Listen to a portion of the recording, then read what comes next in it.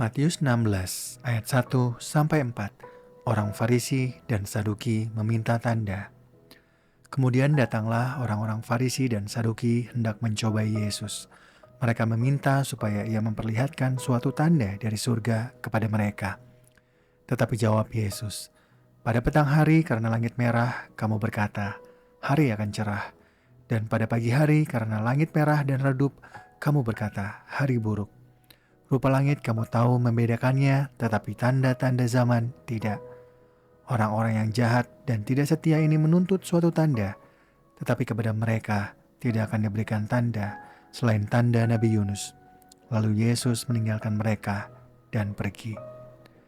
Matius 16 ayat 5-12 tentang ragi orang Farisi dan Saduki. Pada waktu murid-murid Yesus menyeberang danau, mereka lupa membawa roti. Yesus berkata kepada mereka, "Berjaga-jagalah dan waspadalah terhadap ragi orang Farisi dan Saduki." Maka mereka berpikir-pikir, dan seorang berkata kepada yang lain, "Itu dikatakannya karena kita tidak membawa roti." Ketika Yesus mengetahui apa yang mereka perbincangkan, ia berkata, "Mengapa kamu memperbincangkan soal tidak ada roti? Hai orang-orang yang kurang percaya, belum jugakah kamu mengerti? Tidakkah kamu ingat lagi akan 5 roti untuk 5.000 orang itu? Dan berapa bakul roti kamu kumpulkan kemudian? Ataupun akan 7 roti untuk 4.000 orang itu? Dan berapa bakul kamu kumpulkan kemudian? Bagaimana mungkin kamu tidak mengerti bahwa aku berkata-kata kepadamu bukan tentang roti? Waspadalah terhadap ragi orang-orang Farisi dan Saduki." Ketika itu barulah mereka mengerti bahwa bukan maksudnya supaya mereka waspada terhadap ragi roti, melainkan terhadap ajaran orang Farisi dan Saduki.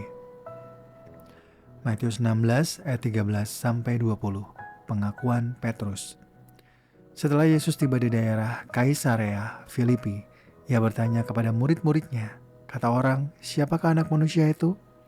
Jawab mereka, "Ada yang mengatakan Yohanes Pembaptis, yang lain mengatakan Elia, dan yang lain lagi mengatakan Yeremia atau salah seorang daripada nabi." Lalu Yesus bertanya kepada mereka, "Tetapi apa katamu? Siapakah aku ini?" Jawab Simon Petrus, "Engkaulah Mesias, anak Allah yang hidup."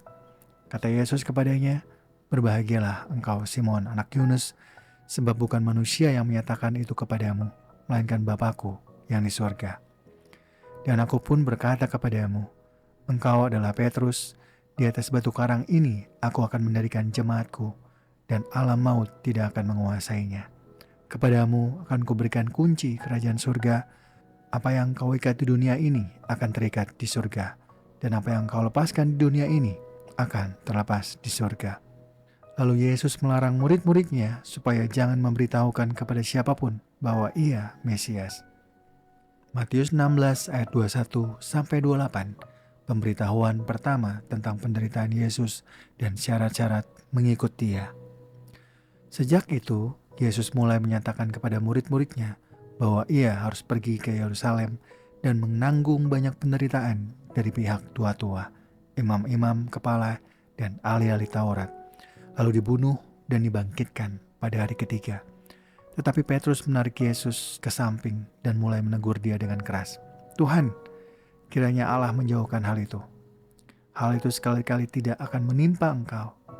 Lalu Yesus berpaling dan berkata kepada Petrus, "Enyahlah iblis, engkau suatu batu sandungan bagiku, sebab engkau bukan memikirkan apa yang dipikirkan Allah, melainkan apa yang dipikirkan manusia."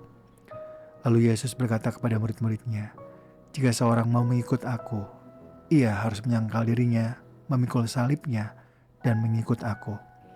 Karena siapa yang mau menyelamatkan nyawanya, ia akan kehilangan nyawanya, tetapi siapa yang kehilangan nyawanya karena aku, ia akan memperolehnya. Apa gunanya seseorang memperoleh seluruh dunia tetapi kehilangan nyawanya? Apakah yang dapat diberikan sebagai ganti nyawanya? Sebab anak manusia akan datang dalam kemuliaan Bapanya, diiringi malaikat-malaikatnya. Pada waktu itu, ia akan membalas setiap orang menurut perbuatannya. Sesungguhnya aku berkata kepadamu, di antara orang yang hadir di sini, ada yang tidak akan mati sebelum mereka melihat Anak Manusia datang sebagai Raja dalam kerajaannya."